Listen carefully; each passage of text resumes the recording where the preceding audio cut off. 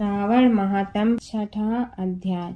सनत कुमार बोले, हे भगवान, रविवार का हर्ष कारक महात्म्य सुनिए। अब आप श्रावण मास में सोमवार का महात्म्य मुझे बताएं। ईश्वर बोले, हे सनत कुमार, सूर्य मेरा दर्शन है, उनकी महात्म्य बहुत श्रेष्ठ है। तो फिर उमा सहित सोम मेरे नाम वाले उस सोमवार का कहना ही क्या। उनका जो महात्म्य मेरे लिए वर्णन योग्य है। मैं आपसे निवेदन करता हूँ। सोम चंद्रमा का नाम है और ब्राह्मणों का राजा है। यज्ञों का साधन भी सोम है। उस सोम के नाम के बारे में आप सावधान हो जाएं, क्योंकि यह युद्ध मेरा ही स्वरूप है। मूलतः इसे सोम कहा गया है, अन्यथा यह समग्र राज्य का प्रदाता और श्रेष्ठ है। व्रत करने वाले को ये है पूरे राज्य का फल। हे विप्र, इसकी विधि सुनिए, मैं आपको विस्तार से बता रहा हूँ। 12 महीनों में सोमवार अत्यंत श्रेष्ठ है। उन मासों में यदि सोमवार व्रत करना अचूक हो तो श्रावण मास में इसे अवश्य करना चाहिए। इस मास में इस व्रत को करने से मनुष्य को वर्ष भर व्रत का फल प्राप्त होता है। श्रावण शुक्ल पक्ष के प्रथम सोमवार को यह संकल्प करें कि मैं इस व्रत को मनाऊंगा, मैं इस व्रत को करूंगी, शिव जी पर मुझे प्रसन्नता करूंगी।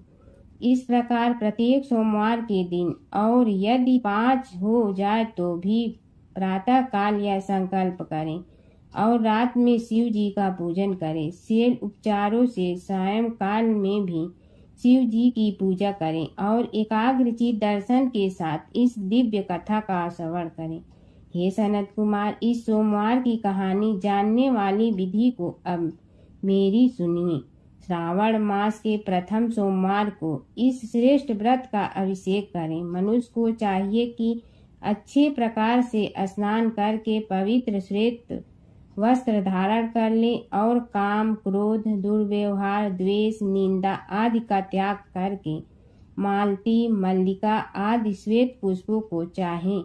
इनमें से अतिरिक्त अन्य विविध पुष्पों से तथा अभीष्ट पूजनोपचारों के साथ त्र्यंबक शिव जी की पूजा का यह मूल मंत्र। उन्होंने बाद में कहा, मैं सौ भावना महादेव, उग्रनाथ भाव, शशि मौली, रुद्र, नीलकंठ शिव भगवान और भव हरि का ध्यान करता हूँ। इस प्रकार अपने विभव के अनुसार मनमोहक उपचारों से देवेश शिव भगवान की आराधना करें। जो इस व्रत को करता है उसका पुण्य फल सुनिए। जो लोग सोमवार के दिन पार्वती सहित शिव भगवान की पूजा करते हैं वे अभिषेक से अच्छे लोक प्राप्त करते हैं। हे सनत कुमार, इस मास में नक्त व्रत से जो पुण्य प्राप्त होता है उसे मैं संक्षेप में बताता हूँ। देवताओं और दानवों से भी अमेघ 7 जन्मों का संक्षिप्त पाप नक्त भोजन से नष्ट हो जाता है। इसमें संदेह नहीं करना चाहिए, या इस अत्युत्तम व्रत का उपवास नहीं करना चाहिए। इसे करने से पुत्र की इच्छा रखने वाला मनुष्य पुत्र प्राप्त होता है और धन साधारण वाला धन प्राप्त होता है। वह जिसकी अभीष्टा करता है उसे पा लेता है।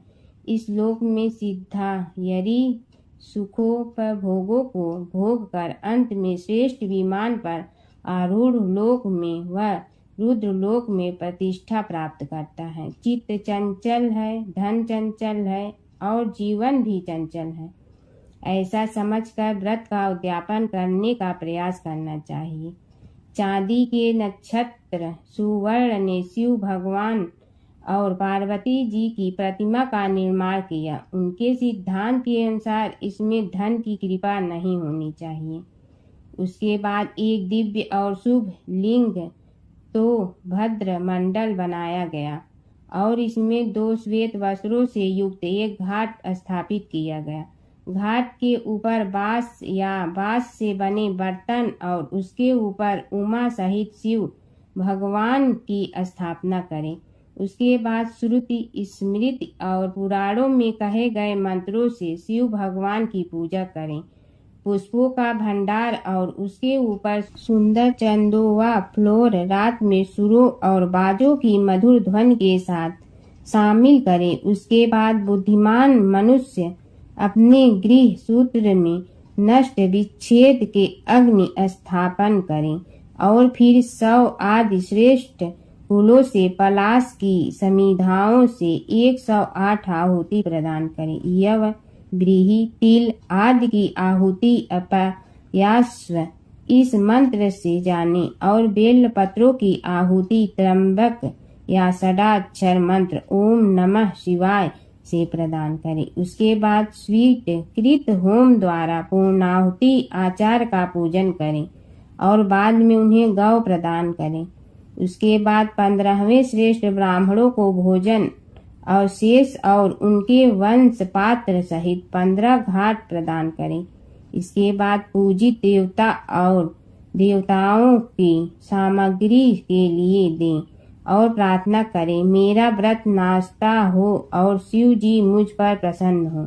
उसके बाद बंधुओं के साथ कठोर भोजन करें। इसी विधान से जो मनुष्य इस व्रत को करता है वह जिस अभिलाषित वस्तु की कामना करता है उसे प्राप्त होता है और अंत में शिव लोक को प्राप्त होता है। उस लोक में पूजा होती है। हे सनत कुमार, सबसे पहले श्री कृष्ण ने यह मंगलकारी सोमवार व्रत किया था। श्रेष्ठ आस्तिक और धर्मपरायण राजाओं ने भी यह व्रत किया था। जो भी इस व्रत का नित्य श्रवण करता है उसे भी इस व्रत का फल प्राप्त होता है। भगवान शिव और माता सती की कथा। दक्ष प्रजापति की सभी पुत्रियां गुणवती थीं, फिर भी दक्ष के मन में संतोष नहीं था। वे चाहते थे उनके घर में एक ऐसी पुत्री का जन्म हो जो सर्व शक्ति संपन्न हो एवं सर्व विजयिनी हो। अतः दक्ष एक ऐसी ही पुत्री के लिए तप करने लगे। तप करते करते अधिक दिन बीत गए तो भगवती आद्या ने प्रकट होकर कहा, मैं तुम्हारे तप से प्रसन्न हूँ। तुम किस कारण तप कर रहे हो? दक्ष ने तप करने का कारण बताया तो माँ बोली, मैं स्वयं पुत्री रूप में तुम्हारे यहाँ जन्म धारण करूँगी। मेरा नाम होगा सती। मैं सती के रूप में जन्म लेकर अपनी लीलाओं का विस्तार करूँगी। फलतः भगवती आद्या ने सती रूप में दक्ष के यहाँ जन्म लिया। सती दक्ष की सभी पुत्रियों में सबसे अलौकिक थी। सती ने बाल्यावस्था में ही कई ऐसे अलौकिक आश्चर्यचकित करने वाले कार्य कर दिखाई थी। इन्हें देखकर स्वयं दक्ष को भी विस्मयता होती रहती थी। जब सती विवाह योग्य हो गई तो दक्ष को उनके लिए वर की चिंता होने लगी। उन्होंने ब्रह्मा जी से इस विषय में परामर्श किया। ब्रह्मा जी ने कहा, सती आद्या की अवतार है। मैं आद्या आदि शक्ति और शिव आदि पुरुष है। अतः सती के विवाह के लिए शिव ही योग्य और उचित वर है। दक्ष ने ब्रह्मा जी की बात मानकर सती का विवाह भगवान शिव के साथ कर दिया। सती कैलाश में जाकर भगवान शिव के साथ रहने लगी। भगवान शिव के दक्ष के दामाद थे, किंतु किसी वजह से दक्ष के हृदय में भगवान शिव के प्रति बैर और विरोध भाव पैदा हो गया। एक बार देवलोक में ब्रह्मा ने धर्म के निरूपण के लिए एक सभा का आयोजन किया था। सभी बड़े बड़े देवता सभा में एकत्र हुए। भगवान शिव भी इस सभा में बैठे थे। सभा मंडल में दक्ष का आगमन हुआ। दक्ष के आगमन पर सभी देवता उठकर खड़े हो गए, पर भगवान शिव खड़े नहीं हुए। उन्होंने दक्ष को प्रणाम भी नहीं किया। फलतः दक्ष ने अपमान का अनुभव किया। केवल यही नहीं, उनके हृदय में भगवान शिव के प्रति ईर्ष्या की आग जल उठी। वे उनसे बदला लेने के लिए समय और अवसर की प्रतीक्षा करने लगे। एक बार सती और शिव कैलाश पर्वत पर बैठे हुए परस्पर वार्तालाप कर रहे थे। उसी समय आकाश मार्ग से कई विमान कनखल की ओर जाते हुए दिखाई पड़े। सती ने उन विमानों को देखकर भगवान शिव से पूछा, प्रभु ये सभी विमान किसके हैं और कहाँ जा रहे हैं? भगवान शंकर ने उत्तर दिया, आपके पिता ने बड़े यज्ञ का आयोजन किया है। समस्त देवता और देवांगनाएं इन विमानों में बैठकर उसी यज्ञ में सम्मिलित होने के लिए जा रहे हैं। इस पर सती ने दूसरा प्रश्न किया, क्या मेरे पिता ने आपको यज्ञ में सम्मिलित होने के लिए नहीं बुलाया? भगवान शंकर ने उत्तर दिया कि पिता मुझसे बैर रखते हैं, फिर वे मुझे क्यों बुलाने लगे? सती मन ही मन सोचने लगी, फिर बोली, यज्ञ के इस अवसर पर अवश्य मेरी सभी बहनें आएंगी। उनसे मिले हुए बहुत दिन हो गए। यदि आपकी अनुमति हो तो मैं भी अपने पिता के घर जाना चाहती हूँ। यज्ञ में सम्मिलित हो लूँगी और बहनों से भी मिलने का अवसर मिलेगा। भगवान शिव ने उत्तर दिया, इस समय वहाँ जाना उचित नहीं होगा। आपके पिता मुझसे बैर रखते हैं। हो सकता है वे आपका भी अपमान करें। बिना बुलाए किसी के घर जाना उचित नहीं होता है। इस पर सती ने प्रश्न किया, ऐसा क्यों?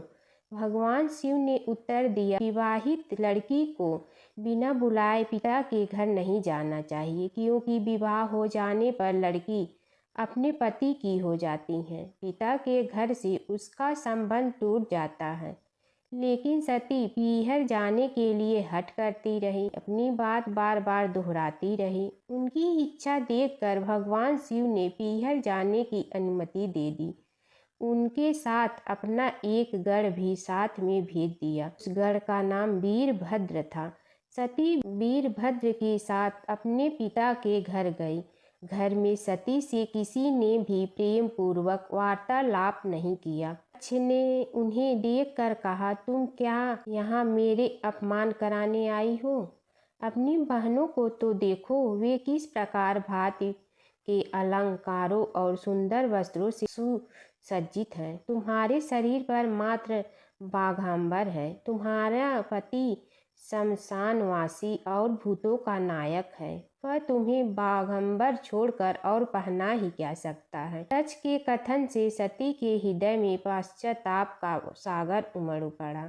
वे सोचने लगी, उन्होंने यहाँ आकर अच्छा नहीं किया। भगवान ठीक ही कह रहे थे, बिना बुलाए पिता के घर भी नहीं जाना चाहिए। पर अब क्या हो सकता है, अब तो आ ही गई हूँ। पिता के कटु और अपमानजनक शब्द सुनकर भी सती मौन रही। वे उस यज्ञ मंडल में गई जहाँ सभी देवता और ऋषि मुनि बैठे थे, तथा यज्ञ कुंड में धू धू करती जलती हुई अग्नि में आहुतियाँ डाली जा रही थी।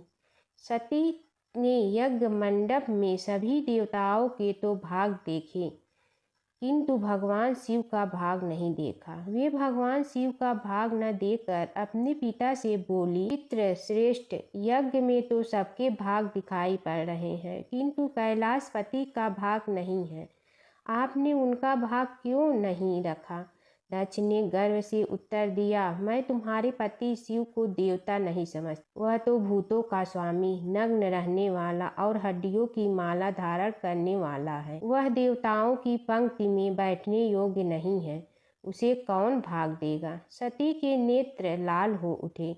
उनके मुखमंडल प्रलय के सूर्य की भांति तेजोदीप्त हो उठा। उन्होंने पीड़ा से तिलमिलाते हुए कहा, ओह, मैं इन शब्दों को कैसे सुन रही हूँ। मुझे धिक्कार है। देवताओं, तुम्हें भी धिक्कार है। तुम भी उन कैलाशपति के लिए इन शब्दों को कैसे सुन रहे हो? तो मंगल के प्रतीक हैं और जो क्षण मात्र में संपूर्ण सृष्टि को नष्ट करने की शक्ति रखते हैं। वे मेरे स्वामी हैं। नारी के लिए उसका पति ही स्वर्ग होता है। जो नारी अपने पति के लिए अपमानजनक शब्दों को सुनती है, नरक में जाना पड़ता है। पृथ्वी सुनो, आकाश सुनो और देवताओं तुम भी सुनो। मेरे पिता ने मेरे स्वामी का अपमान किया है। मैं अब एक क्षण भी जीवित रहना नहीं चाहती। सती अपने कथन को समाप्त करती हुई यज्ञ के कुंड में कूद पड़ी। जलती हुई आहुतियों के साथ उनका शरीर भी जलने लगा। यज्ञ मंडप में खलबली पैदा हो गई। हाहाकार मच गया। देवता उठकर खड़े हो गए। वीरभद्र क्रोध से कांप उठे। वे उछल उछल कर यज्ञ का विध्वंस करने लगे। यज्ञ मंडप में भगदड़ मच गई। देवता और ऋषि मुनि भाग खड़े हुए। वीरभद्र ने देखते ही देखते दक्ष का मस्तक काट कर फेंक दिया। समाचार भगवान शिव के कानों में भी पड़ा। वे प्रचंड आंधी की भांति कनखल जा पहुँचे। सती के जले हुए शरीर को देखकर भगवान शिव ने अपने आप को भूल गए। सती के प्रेम और उनकी भक्ति ने शंकर के मन को व्याकुल कर दिया। उन शंकर के मन को व्याकुल कर दिया जिन्होंने काम पर भी विजय प्राप्त की थी और जो सारी सृष्टि को नष्ट करने की क्षमता रखते थे। वे सती के प्रेम में खो गए, बेसुध हो गए।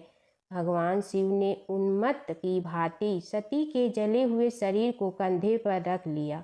वे सभी दिशाओं में भ्रमण करने लगे। शिव और सती के इस अलौकिक प्रेम को देखकर पृथ्वी रुक गई, हवा रुक गई, जल का प्रवाह ठहर गया और रुक गई। देवताओं की सांसें, सृष्टि व्याकुल हो उठी। सृष्टि के प्राणी पुकारने लगे, त्राहि मां त्राहि मां।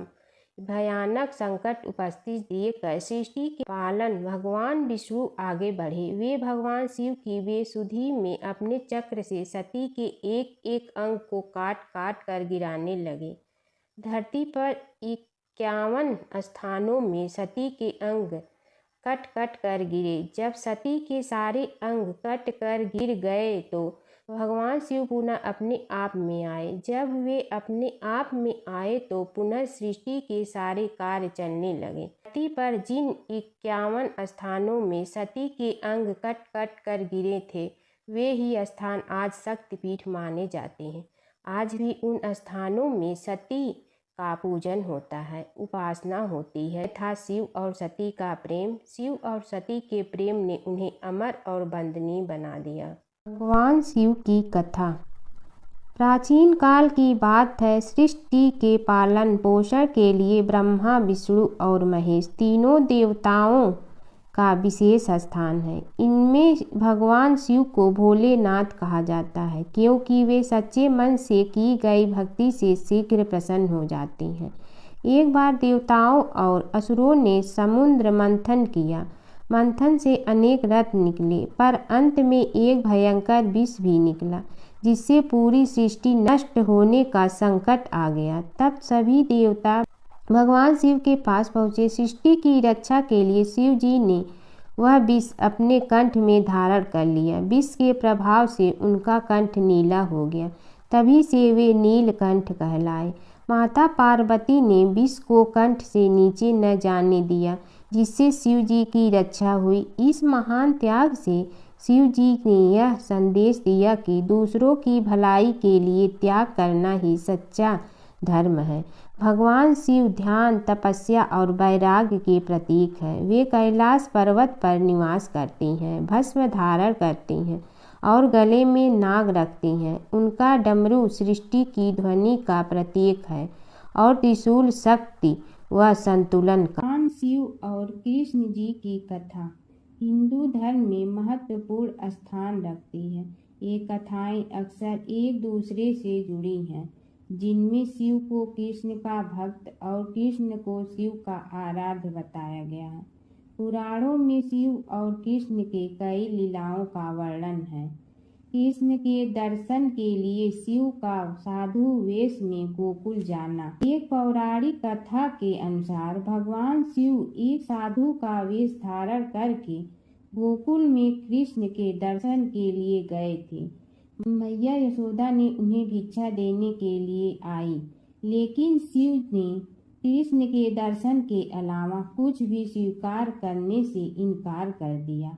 यशोदा ने पहले तो मना कर दिया, लेकिन बाद में पूर्णमासी काकी के समझाने पर उन्होंने कृष्ण को साधु के सामने प्रकट किया। शिव ने कृष्ण के दर्शन किए और उनके चरणों की छाप छोड़कर चले गए। यशोदा और नंद राय समझ गए कि यह कोई साधारण साधु नहीं था, बल्कि कोई दिव्य पुरुष था। नारद मुनि का घमंड। एक बार नारद मुनि को अपने ज्ञान और भक्ति पर घमंड हो गया। कृष्ण ने नारद मुनि की परीक्षा लेने के लिए उन्हें एक गांव में भेजा। जहाँ एक महिला अपने पति के बीमार होने पर बहुत दुखी थी। नारद मुनि ने महिला को समझाया कि वह भगवान से प्रार्थना करे, लेकिन महिला ने कहा कि वह अपने पति को कष्ट में नहीं देख सकती। तब नारद मुनि ने राधा से मिलने का फैसला किया। राधा ने नारद मुनि को चरणामृत दिया और कहा कि वह इसे अपने पति को दे। नारद मुनि ने जब राधा से चरणामृत लिया तो उन्हें एहसास हुआ कि राधा का प्रेम कृष्ण के प्रति सबसे महान है।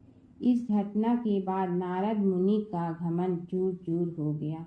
नारद मुनि और कृष्ण की लीला। नारद मुनि अक्सर कृष्ण की लीलाओं में शामिल होते थे। एक बार नारद मुनि इंद्र के दरबार से द्वारका जा रहे थे। रास्ते में उन्होंने पारिजात वृक्ष का एक फूल लिया और कृष्ण को दे दिया। कृष्ण ने वह फूल रुक्मिणी को दे। नारद मुनि ने देखा कि कृष्ण ने वह फूल रुक्मिणी को दिया तो उन्हें बहुत खुशी हुई। एक बार अपने पुत्र के खातिर भगवान शिव और श्री कृष्ण के बीच छिड़ गया था प्रलयंकारी युद्ध। भगवान शिव जहाँ प्रलय के देवता हैं, वहीं श्री कृष्ण पालन करता। दोनों के कारण ही यह जगत सुचारू रूप से चल रहा है और दोनों महाशक्तिशाली हैं।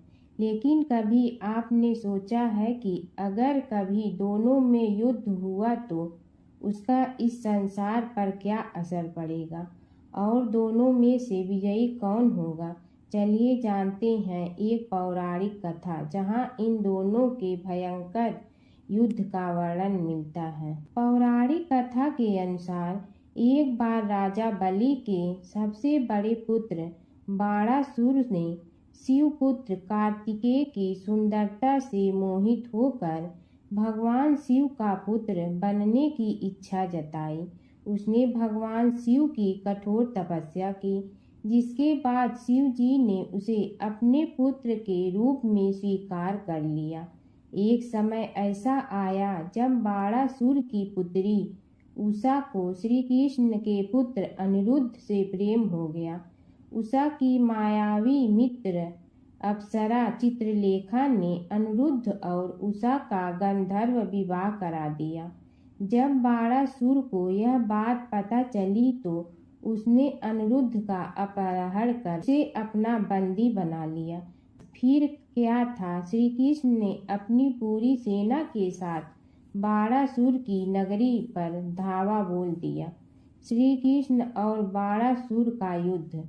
बाणासुर श्री कृष्ण की नारायणी सेना से अकेले नहीं लड़ सकता था, इसलिए उसने भगवान शिव से मदद मांगी। अब युद्ध में श्री कृष्ण की नारायणी सेना के विरुद्ध बाणासुर की सेना के साथ भगवान शिव और कुमार कार्तिकेय भी लड़ रहे थे। युद्ध इतना भयानक था कि एक पल को लगा कि भगवान शंकर ने अग्निशस्त्र से गरुड़ पर सवार श्री कृष्ण, बलराम और प्रद्युम्न मारे गए। लेकिन उसी समय श्री कृष्ण ने वरुणास्त्र का प्रयोग कर महादेव के अग्नेस्त्र को शांत कर दिया। फिर शिव जी के अस्त्रों के जवाब में श्री कृष्ण ने वैष्णवास्त्र का प्रयोग किया, जिससे संपूर्ण जगत अंधकार में डूब गया। गुस्से में भगवान शंकर ने 4 पंखा वाला बाण अपने हाथ में ले लिया तो श्री कृष्ण ने जीभरास्त्र उठाया। इस तरह यह युद्ध समय के साथ विकराल हो गया और इस युद्ध से समस्त सृष्टि में हाहाकार मच गया। तब ब्रह्मा जी को युद्ध रोकने आना पड़ा। उन्होंने दोनों को सारी स्थिति स्पष्ट की कि इस प्रकार उनके युद्ध से संसार का विनाश हो रहा है।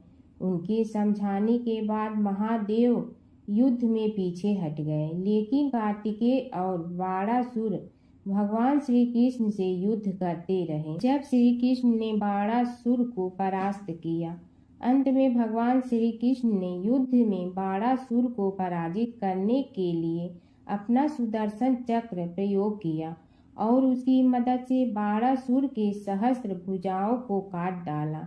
जैसे ही श्री कृष्ण अपने चक्र से उसका वध करने लगे, कार्तिकेय के साथ महादेव वहां फिर से पहुंच गए, लेकिन इस बार उन्होंने युद्ध करने के बजाय श्री कृष्ण से बाणासुर को माफ करने का अनुरोध किया।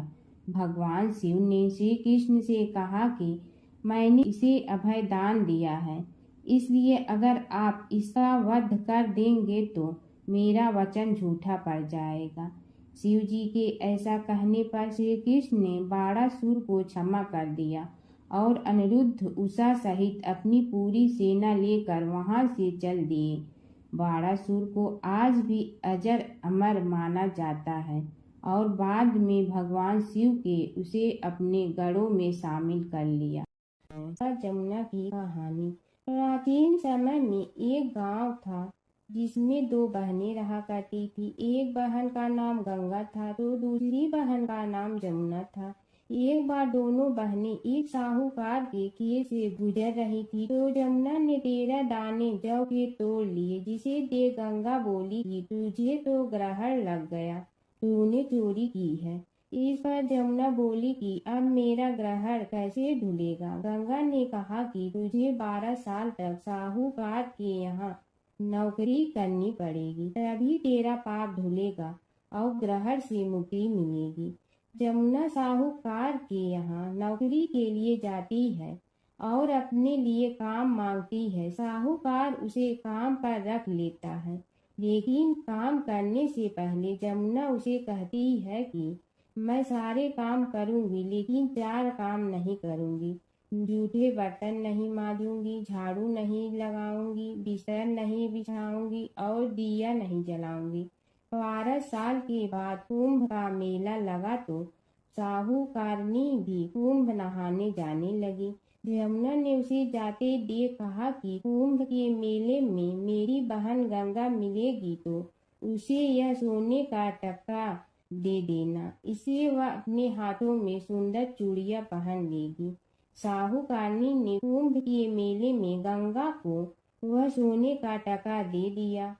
गंगा ने उनसे वह टका लेते हुए कहा कि मेरी बहन को कहना कि उसे 12 वर्ष पूरे हो गए हैं, अब वह वहां वापिस आ जा।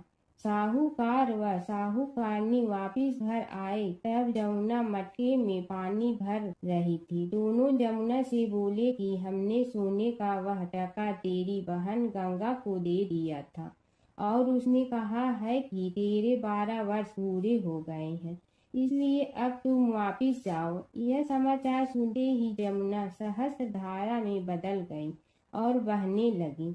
जमुना जी का यह रूप देखकर साहूकार और साहूकारनी परेशान हो गई थी। हमारे घर में जमुना माता ने काम किया, हमें तो अब ग्रहण लग गया है, हम यह ग्रहण कैसे उतारेंगे। जमुना भागकर गंगा माता के पास चली गई। गंगा ने जमुना से पूछा कि तुम साहूकारनी से कुछ कहकर आई हो या ऐसे ही बिना बताए आ गई। तब जमुना बोली कि मैं तो कुछ भी बताकर नहीं आई हूँ।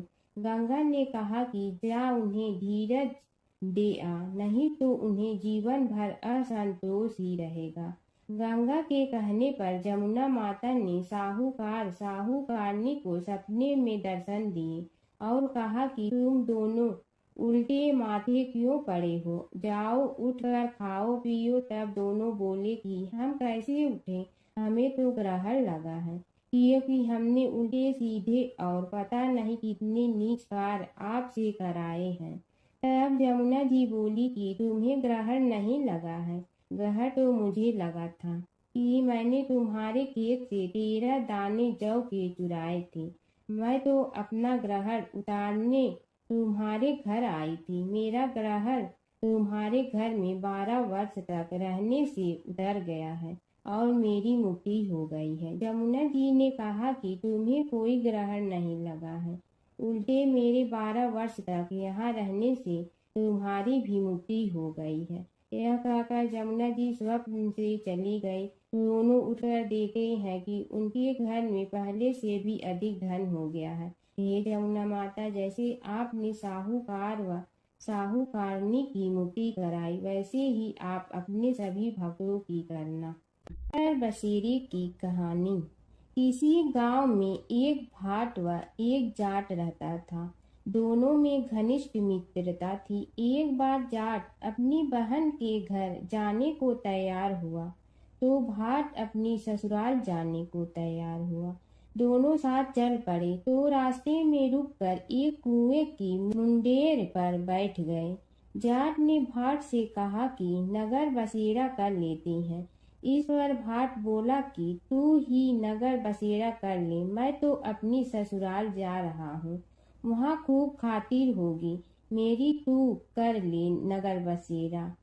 जाट वहीं कुएं के पास बैठ पानी की घंटी और चावल का दाना लेकर नगर बसेरा करने लगा। नगर बसेरा करने के साथ जाट कहने लगा कि नगर बसेरा जो करे सो मल धोवे पाँव, ताता माड़ा तापसी देगी मेरी माँ, माँ देगी मावशी तेगी द्वारका का वास, मीठा मीठा घास वृंदावन का वास, 5 कुल्थी छठी रास मेरी जीवड़ो श्री कृष्ण के पास, डालू पानी हो जाए घी झट से निकल जाए मेरा जी, यह सब कर कर के वह जाट बहन के पास चल पड़ा। जाट की बहन ने भाई के आने पर उसकी खातिर की खी बूरा के साथ भाई को जिमाया। दोनों ने बैठकर ढेर सारी बातें की। इधर भाट अपने ससुराल पहुंचा तो वहां आग लगी हुई थी। आग बुझाने वह भी लग गया, जिसमें हाथ मुंह भी काले हो गए और खुद भी थोड़ा सुलझ गया। ना रोटी ना पानी के लिए ही किसी ने पूछा। एक पड़ोसन आई तो उसने भाट की सास को कहा कि जमाई आया है, जरा उस आओ भगत कर लो। बुढ़िया बोली कि सब कुछ तो जल गया है, अब कहाँ से आओ भगत करूं। तब पड़ोसन ने ही भाट को एक रोटी के साथ छाछ दी। उसने वही खाकर गुजारा किया। शाम को दोनों फिर घर की ओर चल पड़े और रास्ते में मिल गए और एक दूसरे का हाल पूछा। भाट बोला कि मेरी ससुराल में तो आग लगी हुई थी, आग बुझाते मैं खुद काला हो गया हूँ, ना रोटी मिली ना पानी। जाट बोला कि मेरी तो बहुत खातिर हुई। फिर बोला कि मैंने कहा था ना कि नगर बसेरा कर ले, आ अब कर ले, लेकिन भाट ने फिर मना कर दिया। कहने लगा कि चाहे रोटी दे या न दे, तेरी तो माँ है, दही चूरमा का पेड़ा धरा पाएगा। भाट ने फिर नगर बसेरा नहीं किया। जाट ने कर लिया नगर बसेरा, जो करे सो मल धोवे पाँव, ताता माड़ा तापसी देगी मेरी माँ, माँ देगी मावशी देगी द्वारका का वास, मीठा मीठा घास वृंदावन का वास, 5 कुल्थी छठी रास मेरा जीवड़ो श्री कृष्ण के पास, डालू पानी हो जाए घी झट से निकल जाए मेरा जी, करके वह चल पड़ा। घर पहुँचते ही जाट की मावशी ने बहुत लाड प्यार किया। उधर भाट घर गया तो उसकी भैंस हो गई थी। बाप एक लाठी रखे तो दूसरी उठाए और कहने लगा कि ससुराल गया तो आग लगा दी, अब यहाँ आया तो भैंस खो दी। बाप ने कहा कि पहले भैंस लेकर आ, तभी रोटी पानी मिलेगा। सारा दिन भाट भैंस ढूंढता रहा, लेकिन उसे भैंस नहीं मिली। जाट और भाट की मुलाकात फिर से बाजार में हो गई। जाट ने भाट के हाल चाल पूछे तो भाट बोला कि आते ही भैंस खो गई, बस उसी दिन से भैंस ढूंढ रहा हूँ। रोटियां का तो पूछो ही मत। जाट ने कहा कि मैंने तो पहले ही कहा था कि नगर बसेरा कर ले। जाट की बात सुनकर भाट बोला कि तेरे नगर बसेरे में इतनी ताकत है तो चल अब कर लेते हैं। दोनों ने बैठकर नगर बसेरा किया। नगर बसेरा जो करे सो मल धोवे पाँव, ताता माड़ा तापसी देगी मेरी माँ, माँ देगी मौसी देगी द्वारका का वास, मीठा मीठा घास वृंदावन का वास। 5 कुल की छठी रास, मेरा जीवड़ो श्री कृष्ण के पास। डालू पानी हो जाए घी, झट से निकल जाए मेरा जी। दोनों के नगर बसेरा करने पर भाट जैसे ही आगे बढ़ा तो उसकी कोई भैंस मिल गई, जिसे लेकर घर पहुंचा। घर पहुंचते ही माँ ने कहा कि लड़के को आते ही घर से निकाल दिया, सारे दिन से एक भूखा प्यासा भटक रहा है। यह कहकर उसकी माँ ने उसको खूब खिलाया पिलाया। इस घटना के बाद सारे नगर में ढिंढोरा पिटवा गया कि सब कोई अपने पीहर या सास से आते जाते नगर बसेरा करें। जैसे भाट को नगर बसेरा करने का फल मिला, वैसे ही हर किसी को मिले। प्राचीन काल की बात है। नैमिषारण्य क्षेत्र में ऋषि महर्षि और साधु संतों का समाज जुड़ा था। उसमें श्री सूत जी भी विद्यमान थे।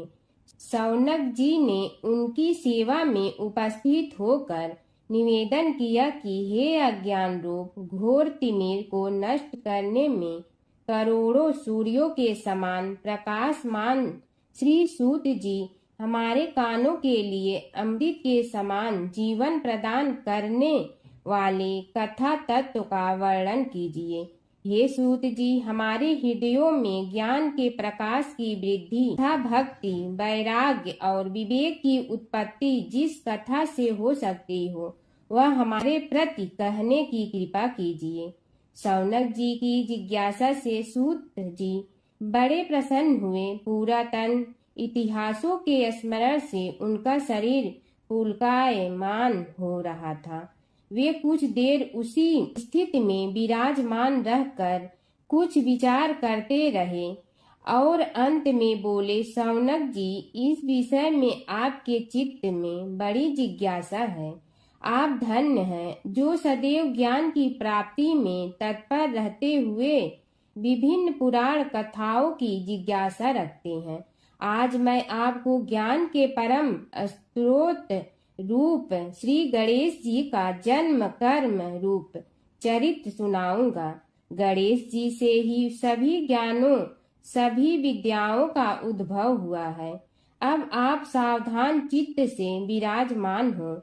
श्री गणेश जी के ध्यान और नमस्कार पूर्वक उनका चरित्र श्रवण करें। नमस्तस्मै गणेशाय ब्रह्मा विद्या प्रदायिनी यनागस्त्यसमः साक्षात विघ्न सागर सोसड़े। कैसे हैं वे श्री गणेश जो सभी प्रकार की ब्रह्म विद्याओं को प्रदान करने वाले अर्थात ब्रह्मा के सगुण और निर्गुण स्वरूप पर प्रकाश डालने और जीव ब्रह्मा का अभेद प्रतिपादन करने वाली विद्याओं के दाता हैं। वे विघ्नों के समुद्रों को महर्षि अगस्त्य के समान शोषण करने में समर्थ हैं। इसलिए उनका नाम विघ्न सागर शोषक के नाम से प्रसिद्ध है। मैं उन भगवान श्री गणेश जी को नमस्कार करता हूँ। प्रथम पूजा के अधिकारी श्री गणेश जी, यह कहकर सूत जी कुछ समय के लिए मौन हो गए और फिर बोले, शौनक जी, भगवान गणेश जी ही सर्वप्रथम पूजा प्राप्ति के अधिकारी हैं। किसी भी देवता की पूजा करो, पहले उनकी पूजा करो। शौनक जी ने निवेदन किया, हे भगवान, हे सूत, सर्वप्रथम यह बताने की कृपा कीजिए कि गणेश जी को प्रथम पूजा का अधिकार किस प्रकार प्राप्त हुआ। इस विषय में मेरी बुद्धि मोह को प्राप्त हो रही है कि सृष्टि रचयिता ब्रह्मा जी, पालन करता भगवान नारायण और संहार करता शिव जी में से किसी को प्रथम पूजा का अधिकारी क्यों नहीं माना गया। यह त्रिदेव ही तो सबसे बड़ा देवता माने जाते हैं। सूत जी ने कहा, शौनक जी, यह भी एक रहस्य ही है। देखो, अधिकार मांगने से नहीं मिलता, इसके लिए योग्यता होनी चाहिए। संसार में अनेकों देवी देवताएं पूजे जाते हैं। पहले जो जिसका इष्ट देव होता है वह उसी की पूजा किया करता है। इससे बड़े देवताओं के महत्व में कमी आने की आशंका उत्पन्न हो गई। इस कारण देवताओं में परस्पर विवाद होने लगा। वे उसका निर्णय प्राप्त करने के लिए शिव जी के पास पहुंचे और प्रणाम करके पूछने लगे, प्रभु, हम सब में प्रथम पूजा का अधिकारी कौन है? शिव जी सोचने लगे कि किसे प्रथम पूजा का अधिकारी माने। तभी उन्हें एक युक्ति सूझी। बोले, देवगण, इसका निपटारा बातों से नहीं तथ्यों से होगा। इसके लिए एक प्रतियोगिता रखनी होगी, शिव की परिक्रमा करने की प्रतियोगिता। देवगण उनका मुख देखने लगे, शंकित हृदय से सोचने लगे कि कैसी प्रतियोगिता रहेगी। यह शिव जी ने उनके मन के भाव ताड़ लिए, इसलिए सांत्वना भरे शब्दों में बोले, घबराओ मत, कोई कठिन परीक्षा नहीं ली जाएगी। बस इतना ही कि सभी अपने अपने वाहनों पर चढ़कर संसार की परिक्रमा करो और फिर यहाँ लौट आओ। जो पहले लौटेगा वही सर्वप्रथम पूजा का अधिकारी होगा। अब क्या देर थी, सभी अपने अपने वाहन पर चढ़कर दौड़ पड़े। किसी का वाहन गजराज था तो किसी का सिंह, किसी का भैंसा तो किसी का मृग, किसी का हंस तो किसी का उल्लू, किसी का अश्व तो किसी का श्वान। अभिप्राय यह है कि वाहनों को विविधता के दर्शन उस समय जितने भले प्रकार से हो सकते थे उतने अन्य समय में नहीं। सबसे गया बीता वाहन गणेश जी का था मूषक, उससे चूहा भी कहते हैं। ऐसे वाहन के बल भरोसे इस प्रतियोगिता में सफल होना तो क्या, सम्मिलित होना भी हास्यास्पद है। गणेश जी ने सोचा, छोड़ो, क्या होगा प्रतियोगिता में भाग लेने से, हम तो यहाँ बैठे रहकर ही तमाशा देखेंगे। वे बहुत देर तक विचार करते रहे। अंत में उन्हें एक युक्ति सूझी। शिव जी स्वयं ही जगदाता हैं, यह संसार उन्हीं का प्रतिबिंब है, तब क्यों न इन्हीं की परिक्रमा कर ली जाए। इनकी परिक्रमा करने से ही संसार की परिक्रमा हो जाएगी। ऐसा निश्चय कर उन्होंने मूषक पर चढ़कर शिव जी की परिक्रमा की और उनके समक्ष जा पहुँचे। शिव जी ने कहा, तुमने परिक्रमा पूर्ण कर ली? उन्होंने उत्तर दिया, जी हाँ। शिव जी सोचने लगे कि इसे तो यहीं घूमते हुए देखा, फिर परिक्रमा कैसे कर आया। देवताओं का परिक्रमा करके लौटना आरंभ हुआ और उन्होंने गणेश जी को वहां बैठे देखा तो माथा ठनक गया। फिर भी साहस करके बोले, अरे तुम विश्व की परिक्रमा के लिए नहीं गए? गणेश जी ने कहा, अरे मैं कब का यहाँ आ गया। देवता बोले, तुम्हें तो कहीं भी नहीं देखा। गणेश जी ने उत्तर दिया, देखते कहाँ से, समस्त संसार शिव जी में विद्यमान है। इनकी परिक्रमा करने से ही संसार की परिक्रमा पूर्ण हो गई। सूत जी बोले, शौनक, इस प्रकार गणेश जी ने अपनी बुद्धि के बल पर ही विजय प्राप्त कर ली। उनका कथन सत्य था, इसलिए कोई विरोध करता भी तो कैसे। बस उसी दिन से गणेश जी की प्रथम पूजा होने लगी। सूत जी बोले, हे शौनक जी, यह एक तथ्य है कि गणेश जी ही उसके पात्र हैं। वे बड़े देवता का भी कार्य सिद्धि में विघ्न उपस्थित होने पर उन विघ्न राज का आश्रय न लिया हो। हे शौनक, वे देव भी बड़े दयालु हैं। नाम तो शिव जी का ही आशुतोष है, किंतु वे सर्वात्मा और सर्वरक्षक प्रभु तो शिव जी की अपेक्षा भी शीघ्र ही प्रकट हो जाते हैं। उनका भक्त कभी किसी संकट में नहीं पड़ता।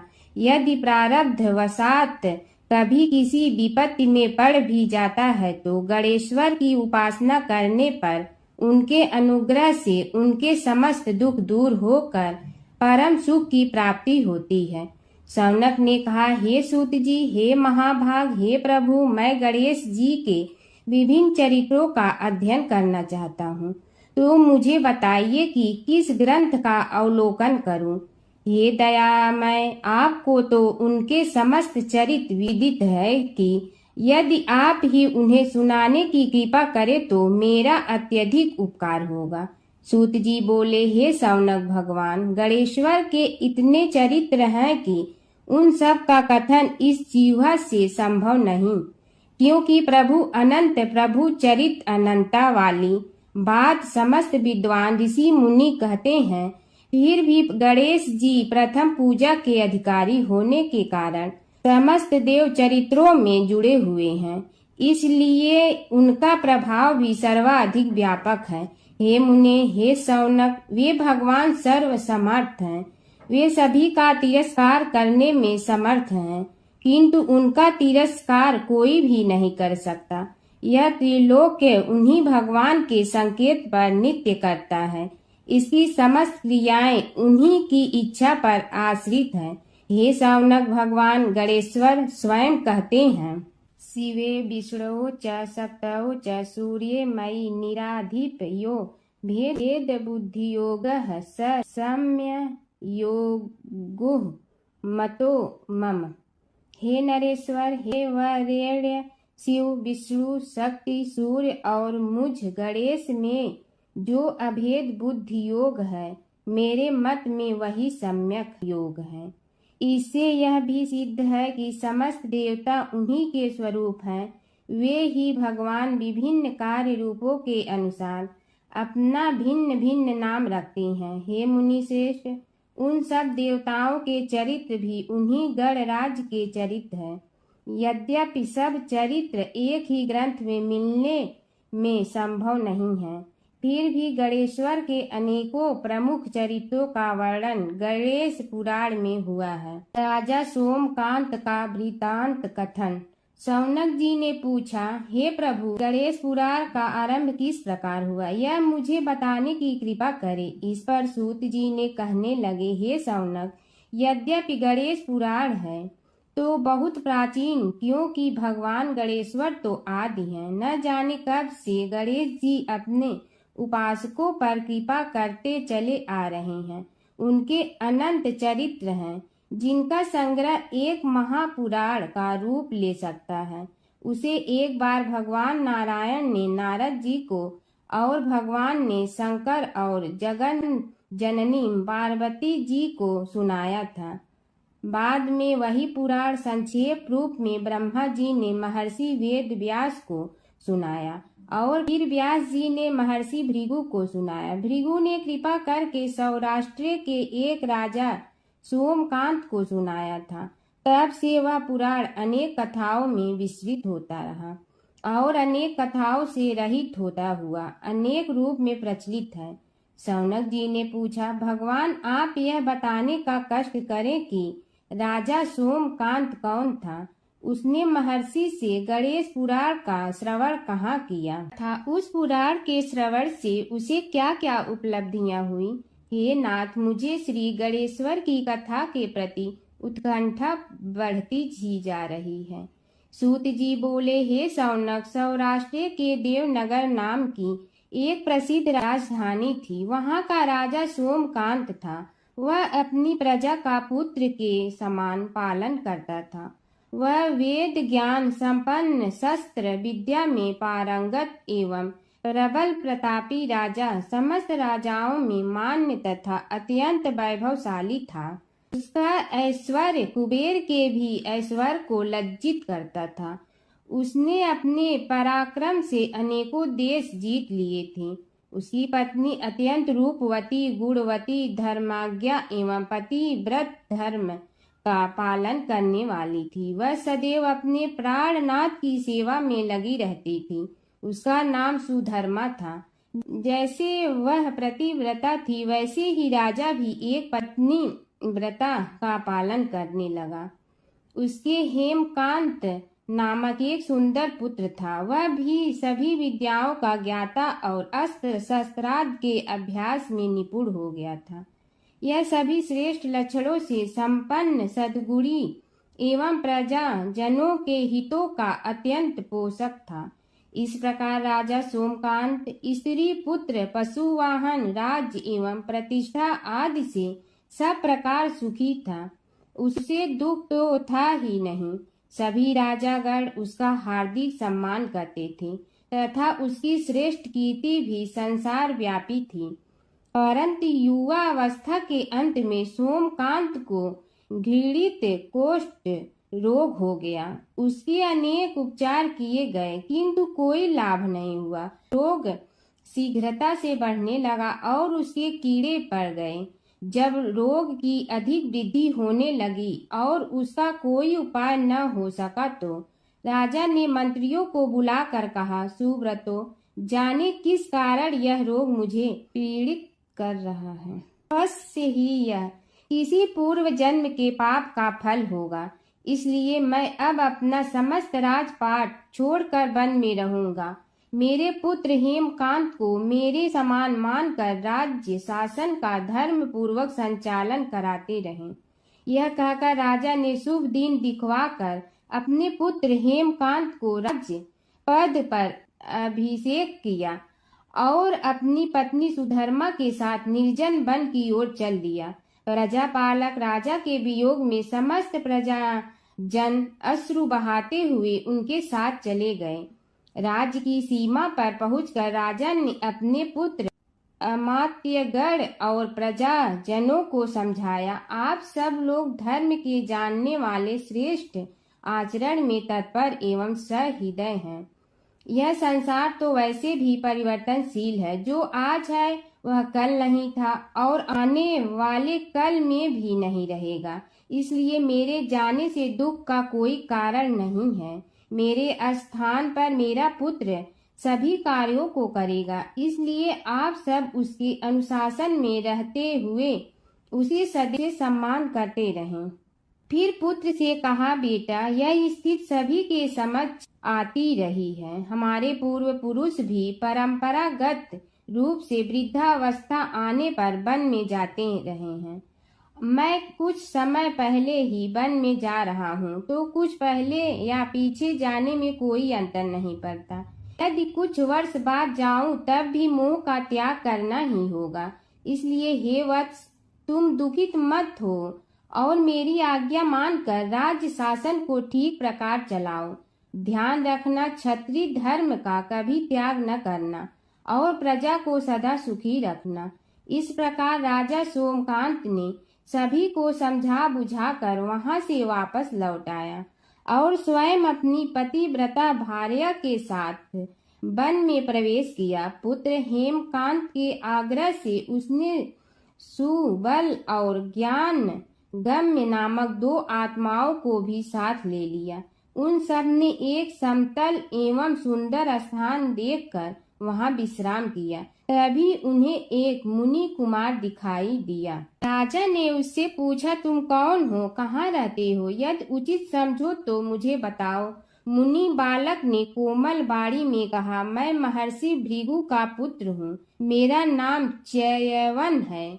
हमारा आश्रम निकट में ही है। अब आप भी अपना परिचय दीजिए। राजा ने कहा, मुनि कुमार, आपका परिचय पाकर मुझे बड़ी प्रसन्नता हुई। मैं सौराष्ट्र के देवनगर नामक राज्य का अधिपति रहा हूँ। अब अपने पुत्र को राज्य देकर मैंने अरण्य की शरण ली है।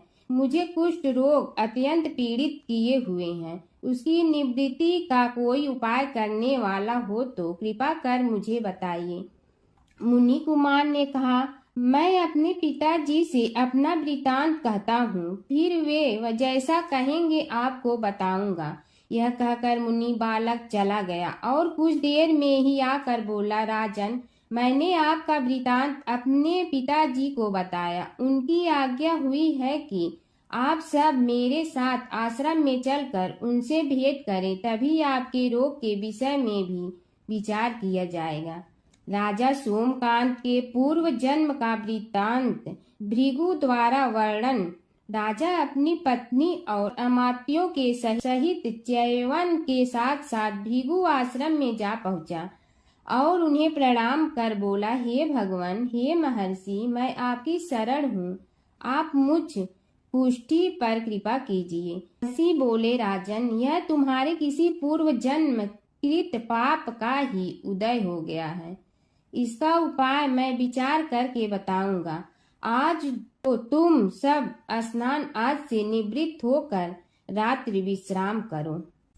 महर्षि की आज्ञा अनुसार सबने स्नान भोजन आदि के उपरांत रात्रि व्यतीत की और प्रातः काल स्नान आदि नित्य कर्मों से निवृत्त होकर महर्षि की सेवा में उपस्थित हुए। महर्षि ने कहा, राजन, मैंने तुम्हारे पूर्व जन्म का वृतांत जान लिया हूँ और यह भी विदित कर लिया है कि किस पाप के फल से तुम्हें इस रोग की प्राप्ति हुई है। यदि तुम चाहो तो उसे सुना दूं। राजा ने हाथ जोड़कर निवेदन किया, बड़ी कृपा होगी मुनिनाथ, मैं उसे सुनने के लिए उत्कंठित हूँ। महर्षि ने कहा, तुम पूर्व जन्म में एक धनवान वैश्य के लाडले पुत्र थे। वह वैश्य विंध्याचल के निकट कौलहार नामक ग्राम में निवास करता था। उसकी पत्नी का नाम सुलोचना था। तुम उसी वैश्य दंपत के पुत्र हुए। तुम्हारा नाम कामद था। तुम्हारा लालन पालन बड़े लाड चाव से हुआ। उन्होंने तुम्हारा विवाह एक अत्यंत सुंदरी वैश्य कन्या से कर दिया था, जिसका नाम कुटुम्बिनी था। यद्यप तुम्हारी भार्या सुशीला थी और तुम्हें सदैव धर्म में निरत देखना चाहती थी, किंतु तुम्हारा स्वभाव वासनांध होने के कारण दिन प्रतिदिन उज्जवल होता जा रहा था। किंतु माता पिता भी धार्मिक थे, इसलिए उनके सामने तुम्हारी उज्ज्वलता दबी रही। परंतु माता पिता की मृत्यु के बाद तुम निरंकुश हो गए और अपनी पत्नी की बात भी नहीं मानते थे। तुम्हें अनाचार में प्रवृत्त देखकर उसे दुख होता था, तो भी उसका कुछ बस न चलता था। तुम्हारी उन्मत्तता चरम सीमा पर थी। अपनों से भी द्वेष और क्रूरता का व्यवहार किया करते थे। हत्या आदि कराते थे। तुम्हारे लिए सामान्य बात हो गई। पीड़ित व्यक्तियों ने तुम्हारे विरुद्ध राजा से पुकार की। अभियोग चला और तुम्हें राज्य की सीमा से भी बाहर चले जाने का आदेश हुआ। तब तुम घर छोड़कर किसी निर्जन वन में रहने लगे। उस समय तुम्हारा कार्य लोगों को लूटना और हत्या करना ही रह गया। एक दिन मध्याह्न काल था। गुणवर्धक नामक एक विद्वान ब्राह्मण उधर से निकला। बेचारा अपनी पत्नी को लिवाने के लिए ससुराल जा रहा था। तुमने उस ब्राह्मण युवक को पकड़कर लूट लिया। प्रतिरोध करने पर उसे मारने लगे तो वह चित्कार करने लगा, मुझे मत मार, मत मार, देख मेरा दूसरा विवाह हुआ है। मैं पत्नी को लेने के लिए जा रहा हूँ। किंतु तुम तो क्रोधवश में ऐसे लीन हो रहे थे कि तुमने उसकी बात सुनकर भी नहीं सुनी। जब उसे मारने लगे तो उसने श्राप दे दिया, अरे हत्यारे, मेरी हत्या के पाप से तो सहस्त्र कल्प तक घोर नरक भोगोगे। तुमने उसकी कोई चिंता न की और सिर काट लिया। राजन, तुमने ऐसी एक नहीं बल्कि अनेक निरीह हत्याएं की थी, जिनकी गणना करना भी पाप है।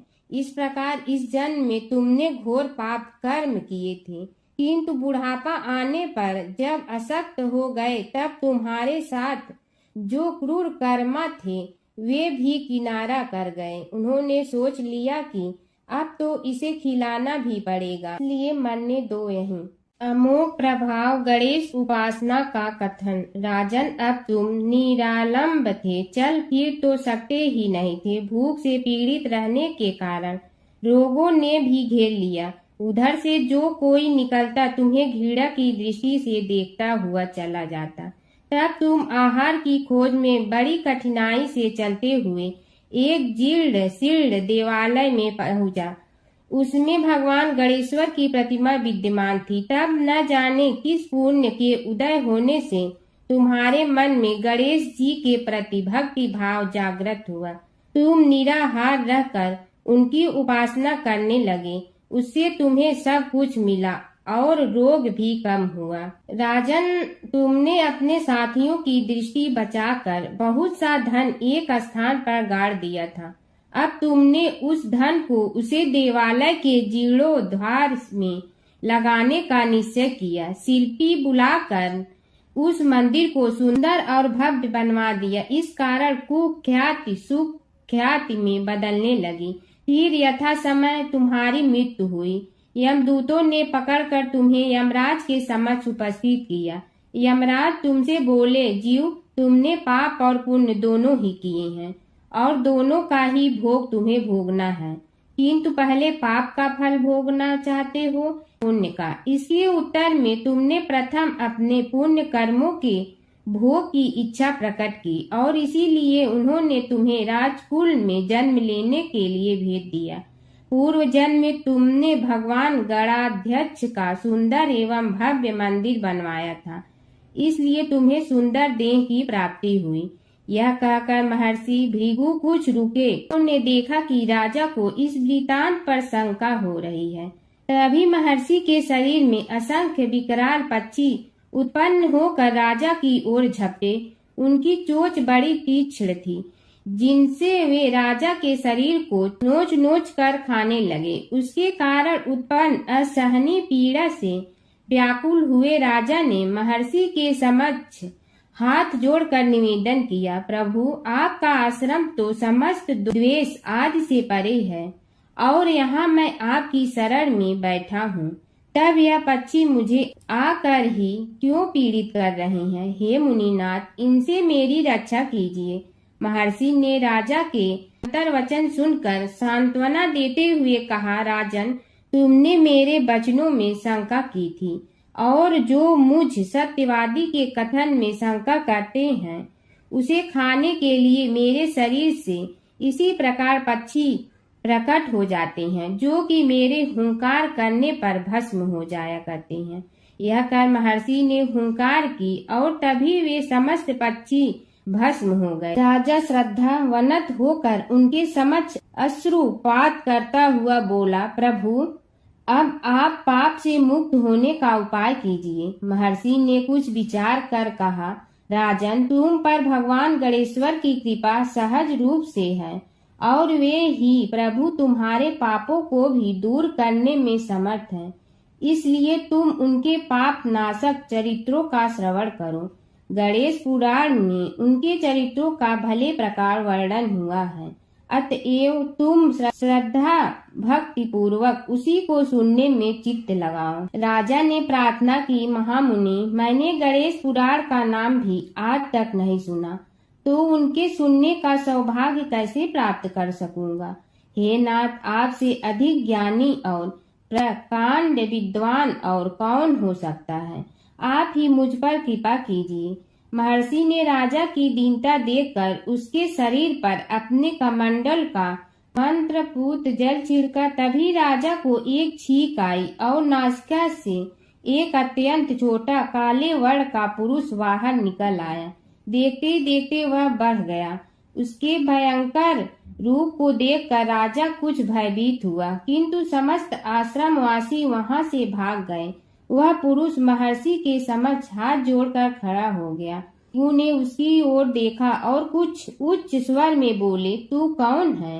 क्या चाहता है? वह बोला, मैं साक्षात पाप हूँ। समस्त पापियों के शरीर में मेरा निवास है। आपके मंत्रपूत जल के स्पर्श से मुझे विवश होकर राजा के शरीर से बाहर निकलना पड़ा है। अब मुझे बड़ी भूख लगी है, बताइए क्या खाऊं और कहाँ रहूं? महर्षि बोले, तू उस आम के अवकाश स्थान में निवास कर और उसी वृक्ष के पत्ते खाकर जीवन निर्वाह कर। यह सुनते ही वह पुरुष आम के वृक्ष के पास पहुंचा, किंतु उसके स्पर्श मात्र से वह वृक्ष जलकर भस्म हो गया। फिर जब पाप पुरुष को रहने के लिए कोई स्थान दिखाई न दिया तो वह भी अंतर्हित हो गया। एक समय की बात है कि विष्णु भगवान का विवाह लक्ष्मी जी के साथ निश्चित हो गया। विवाह की तैयारी होने लगी। सभी देवताओं को निमंत्रण भेजे गए, परंतु गणेश जी को निमंत्रण नहीं दिया। कारण जो भी रहा हो, अब भगवान विष्णु की बारात जाने का समय आ गया। सभी देवता अपनी पत्नियों के साथ विवाह समारोह में आए। उन सब ने देखा कि गणेश जी कहीं दिखाई नहीं दे रहे हैं। तब वे आपस में चर्चा करने लगे कि क्या गणेश जी को कोई न्योता नहीं दिया है या स्वयं गणेश जी ही नहीं आए हैं। सभी को इस बात पर आश्चर्य होने लगा। तभी सबने विचार किया कि विष्णु भगवान से ही इसका कारण पूछा जाए। विष्णु भगवान से पूछने पर उन्होंने कहा कि हमने गणेश जी के पिता भोलेनाथ महादेव को न्योता भेजा है। यदि गणेश जी अपने पिता के साथ आना चाहते हैं तो आ जाते, अलग से न्योता देने की कोई आवश्यकता भी नहीं थी। दूसरी बात यह है कि उनको 1.25 मन मूंग, 1.25 मन चावल, 1.25 मन घी और 1.25 मन लड्डू का भोजन दिन भर में चाहिए। यदि गणेश जी नहीं आएंगे तो कोई बात नहीं, दूसरे के घर जाकर इतना सारा खाना पीना अच्छा भी नहीं लगता। इतनी वार्ता कर ही रहे थे कि किसी एक ने सुझाव दिया, यदि गणेश जी आ भी जाए तो उनके द्वारपाल बनाकर बैठा देंगे कि आप घर की याद रखना। आप तो चूहे पर बैठकर धीरे धीरे चलोगे तो बारात से बहुत पीछे रह जाओगे। यह सुझाव भी सबको पसंद आ गया तो विष्णु भगवान ने भी अपनी सहमति दे दी। होना क्या था कि इतने में गणेश जी वहां आ पहुंचे और उन्हें समझा बुझा कर घर की रखवाली करने बैठा दिया गया। बारात चल रही थी, तब नारद जी ने देखा कि गणेश जी तो दरवाजे पर ही बैठे हुए हैं, तो वे गणेश जी के पास गए और रुकने का कारण पूछा। गणेश जी कहने लगे कि विष्णु भगवान ने मेरा बहुत अपमान किया है। नारद जी ने कहने लगे कि अपनी मूसक देना को आगे भेज दे तो वह रास्ता खोद देगी, जिससे उनके वाहन धरती में धंस जाएंगे। तब आपको सम्मान पूर्वक बुलाना पड़ेगा। अब तो गणेश जी ने अपनी मूसक सेना जल्दी से आगे भेज दी और सेना ने जमीन पोली कर दी। जब बारात वहां से निकली तो रथों के पहिए धरती में धंस गए। लाख कोशिश करे परंतु पहिए नहीं निकले। सभी ने अपने अपने उपाय किए परंतु पहिए तो नहीं निकले, बल्कि जगह जगह से टूट गए। किसी की समझ में नहीं आ रहा था कि अब क्या किया जाए। तब तो नारद जी ने कहा, आप लोगों ने गणेश जी का अपमान करके अच्छा नहीं किया। यदि उन्हें मना कर लाया जाए तो आपका कार्य सिद्ध हो सकता है और यह संकट टल सकता है। शंकर भगवान ने अपने दूत नंदी को भेजा और वे गणेश जी को लेकर आए। गणेश जी का आदर सम्मान के साथ पूजन किया। तब कहीं रथ के पहिए निकले। अब रथ के पहिए निकल के परंतु टूट गए तो उन्हें सुधारे गए। पास के खेत में खाती काम कर रहा था, उसे बुलाया गया। खाती अपना कार्य करने के पहले श्री गणेशाय नमः कहकर गणेश जी की वंदना मन ही मन करने लगा। देखते ही देखते खाती ने सभी पहियों को ठीक कर दिया। तब खाती कहने लगा कि हे देवताओं, आपने सर्वप्रथम गणेश जी को नहीं मनाया होगा और न ही उनकी पूजन की होगी, इसीलिए तो आपके साथ यह संकट आया है। हम तो मूर्ख अज्ञानी हैं, फिर भी पहले गणेश जी को पूजते हैं, उनका ध्यान करते हैं। आप लोग तो देवतागण हैं, फिर भी आप गणेश जी को कैसे भूल गए। अब आप लोग भगवान श्री गणेश जी की जय बोल कर जाएं तो आपके सब काम बन जाएंगे और संकट कट जाएंगे। ऐसा कहते हुए बारात वहां से चल दी और विष्णु भगवान को लक्ष्मी जी के साथ विवाह संपन्न करा के सभी सकुशल घर लौट आए। हे गणेश जी महाराज, आपने विष्णु को जैसे कारज सारियो ऐसे कारज सबको सिद्ध कर दो। बोलो गजानन भगवान की जय। भगवान शिव के गढ़ नंदी का कथा। नंदी कैसे बने शिव के गढ़। शिव की घोर तपस्या के बाद शिलाद ऋषि ने नंदी को पुत्र रूप में पाया था। शिलाद ऋषि ने अपने पुत्र नंदी को संपूर्ण वेदों का ज्ञान प्रदान किया। एक दिन शिलाद ऋषि के आश्रम में मित्र और वरुण नाम के 2 दिव्य ऋषि पधारे। नंदी ने अपने पिता की आज्ञा से उन ऋषियों की उन्होंने अच्छे से सेवा की। जब ऋषि जाने लगे तो उन्होंने शिलाद ऋषि को तो लंबी उम्र और खुशहाल जीवन का आशीर्वाद दिया, लेकिन नंदी को नहीं। तब शिलाद ऋषि ने उनसे पूछा कि उन्होंने नंदी को आशीर्वाद क्यों नहीं दिया। इस पर ऋषियों ने कहा कि नंदी अल्पायु है, यह सुनकर शिलाद ऋषि चिंतित हो गए। पिता की चिंता को नंदी ने जानकर पूछा, क्या बात है पिताजी? तब पिताजी ने कहा कि तुम्हारी अल्पायु के बारे में ऋषि कह गए हैं, इसीलिए मैं चिंतित हूँ। यह सुनकर नंदी हंसने लगा और कहने लगा कि आपने मुझे भगवान शिव की कृपा से पाया है, तो मेरी उम्र की रक्षा भी वही करेंगे। आप क्यों चिंता करते हैं? इतना कहते ही नंदी भुवन नदी के किनारे शिव की तपस्या करने के लिए चले गए। कठोर तप के बाद शिव जी प्रकट हुए और कहा, वरदान मांगो वत्स। तब नंदी ने कहा कि मैं उम्र भर आपके सानिध्य में रहना चाहता हूँ।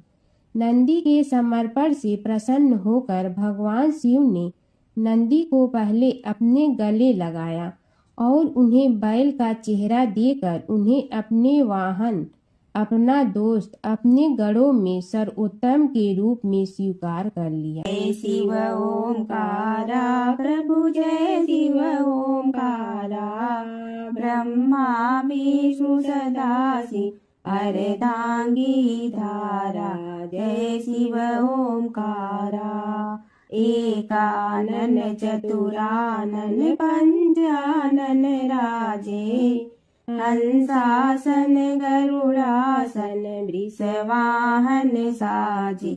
जय शिव ओंकारा, दो भुज चार चतुर भुज दस भुज अति सोहे, तीनों रूप निरखते त्रिभुवन जन मोहे। जय शिव ओंकारा, अक्षमाला बनमाला मुंड मलाधारी, चंदन मृग मद सोहे भोले शुभकारी।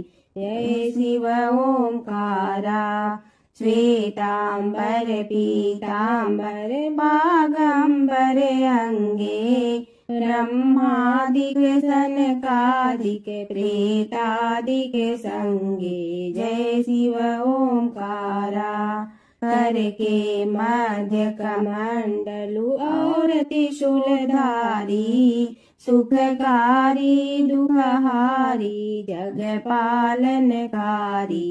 जय शिव ओंकारा, ब्रह्मा विष्णु सदा शिव जानत अविवेका, रणवाचर में शोभित ए तीनों एका। जय शिव ओंकारा, त्रिगुण स्वामी जी की आरती जो कोई नर गावे, कहत शिवानंद स्वामी मन वांछित फल पावे। जय शिव ओंकारा, प्रभु जय शिव ओंकारा।